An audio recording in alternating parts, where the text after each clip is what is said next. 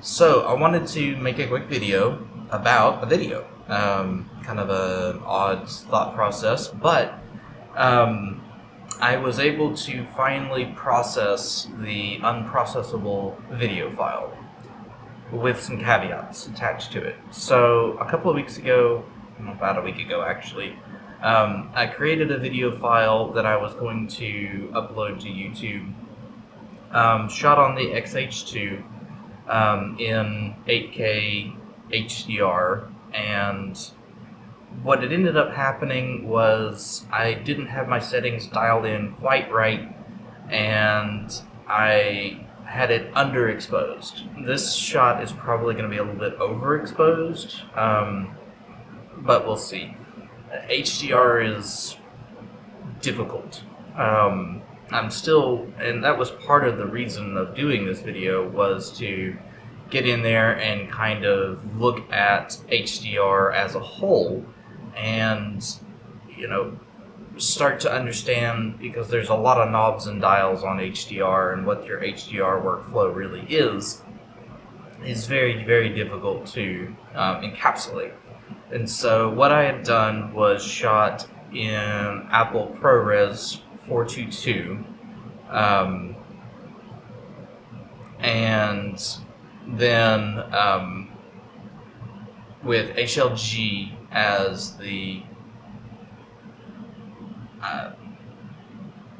the gamma was HLG, and so what that does is it locks the ISO to 800, and that was kind of the catalyst, because I had let all the other settings ride, and the camera had decided that it was going to underexpose.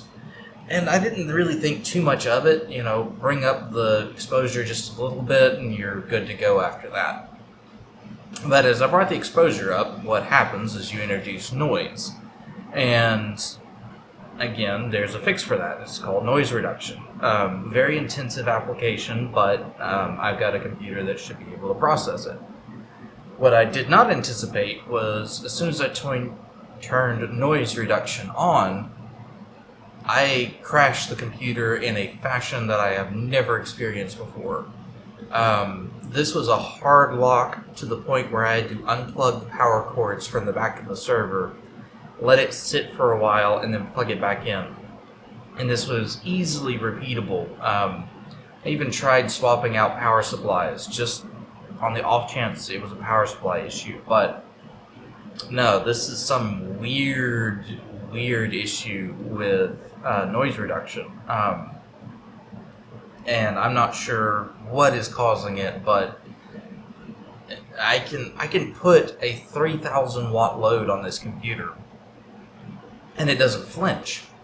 But I do the noise reduction, and it's a high load, but not 3,000 watts of load. So why this crash? I don't know. So I immediately took the video file and I put it onto the workstation. And it goes to show the difference in between the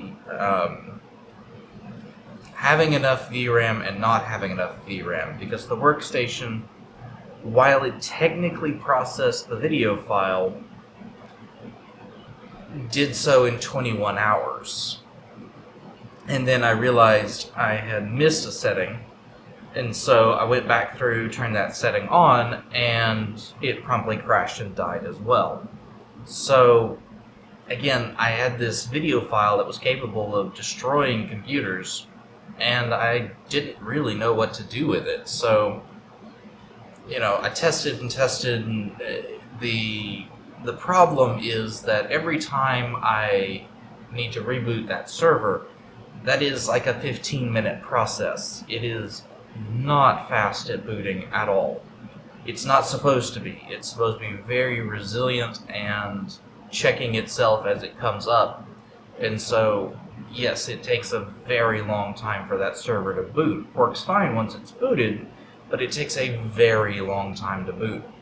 So, it was not really a pleasant process of loading a file, testing it, crashing it, rebooting it, waiting for it to reboot, waiting for it to reboot, and then testing it, crashing it, and waiting for it to reboot again. Again, not a pleasant process. So, what I have just done is I just ran that file, no noise reduction, and it took roughly 18 minutes to complete.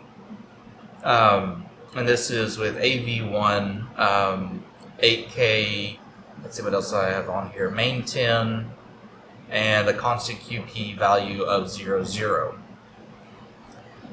With color spacer rec 2020 and a gamma tag of 2100 HLG. So that is the completed video file. Again, roughly a 6-minute file. Takes about 18 minutes to complete. Yeah, so that's the video file, and then what I'm going to do is I'm going to follow it up with this video file and see how it performs with this video file. This one is going to be, like I said, overexposed a little bit. I've turned the lights on to full bore, and I also have locked in all of the settings. So what that means is I've set the shutter speed, the aperture, and I have a known value. I can't change it, but I have a known value of ISO 800. So that gives me the parameters to really lock in, and so I adjusted the shutter speed to, instead of floating to whatever value it was floating at, I've locked that at 60 so that I'm shooting at roughly 30 frames per second. Its shutter speed's at 60. That gives you the 1/over value that you're looking for, to give you that relatively good motion movement, which I'm not really using right now, but again, should be good. I'm also really hoping that everything's in focus and all those good things. I can see it, but I can't tell, because again, I'm just a hair on the overexposed side, if it's really doing what I want it to do. The other one is the, so we've got two types of noise reduction that go on in these videos. The first type of noise reduction is the video noise reduction, and then the second is the audio noise reduction. The audio noise reduction is an absolute necessity because I have the air conditioning unit here that's running at all times. Otherwise, this room will overheat in a heartbeat. Right now, we're looking at roughly 75 degrees in the room, and it will easily spiral into the 90s if I turn this air conditioning unit off. It is very hot, and I'm producing a lot of heat from all of these components. Without that, there's nowhere for this heat to go. It just builds up in the room. This guy allows me to shuffle the heat outside and, bring in the chilled air that it produces. So, with that, I think I'm going to wrap up this video. Don't really have a lot to say. I've had spent the last week in Huntsville working on a project down there. Got to do some really cool stuff, see kind of what my company really does, and some of the products that we deliver. It's very, very cool. I've been working there for over a year now, and I'm just now starting to scratch the surface on what we really do, and we're working on some really cool projects. I can say that much. But, just fascinating, and, it was definitely a necessity for me to be down there and to get that project buttoned up the way it was supposed to be, but